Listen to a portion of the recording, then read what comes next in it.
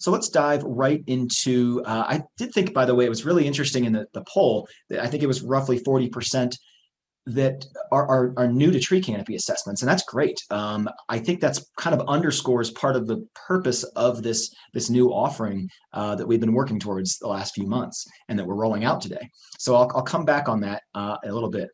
Well, just for history, in around 2000 and prior, we had Landsat satellite imagery available globally, but at 30-meter resolution. And so we were able to start doing assessments. That led to a tool called CityGreen, which was developed by American Forests in the late 1990s. And it was really a predecessor or a precursor to iTree. So it provided some similar things, but it was remote sensing based in that you would put in similar land cover data to calculate the benefits of the urban forest. When I got into this type of work was about 2006. City and County of Denver was the first tree canopy cover study that I had led. And since then, our team has led probably 400 or 500 cities of doing this kind of analysis.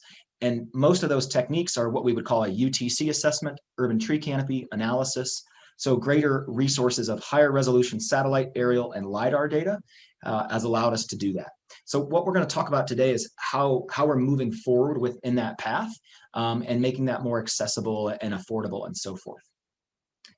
Roughly 2010, I might not have the exact year, iTree rolled out iTree Canopy, which has been a great tool for quick assessments using Google Maps to get just a statistical number of your overall canopy in an area. And so it's a great tool as a starting place for all of this. Now moving forward, we are going to talk about AI and ML. So one of the things I wanted to share is that for years, for about 15 years in my case, we've been doing these kinds of project-based tree canopy cover and urban land cover assessments. And so in that process, we know what the journey is that you take, because our clients have discussions sometimes years ahead of when we actually get to meet you and start working with you. And we know that there's a lot of time that goes into the meetings, decision-making about what's the need for an urban tree canopy assessment, who's going to be involved, what's the scope of work, how do we put our budget together, what does the timeline look like, what imagery and other data are we going to have to work with to do this study. And there's also a pretty large upfront cost. We still and will always do those types of studies as a company.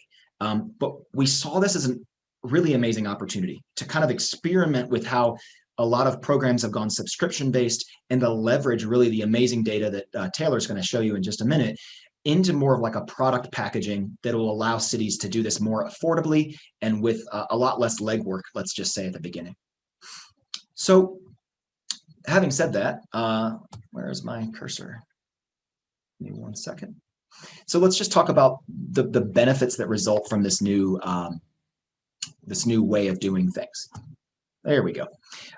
So we now have data, and I'll come back to this at the end as well, but we now have data available off the shelf right now, ready to go.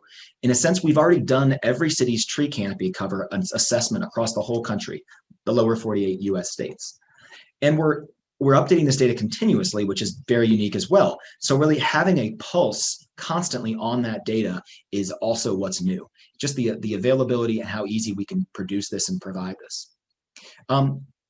I've had many conversations in the last few months with communities that we've worked with over the years, and one of the things that they're excited about is that we can flatline the budget. So rather than having a spike every 5 years or 10 years to assess tree canopy, we can bring that down to about a 2-year interval and make that more affordable.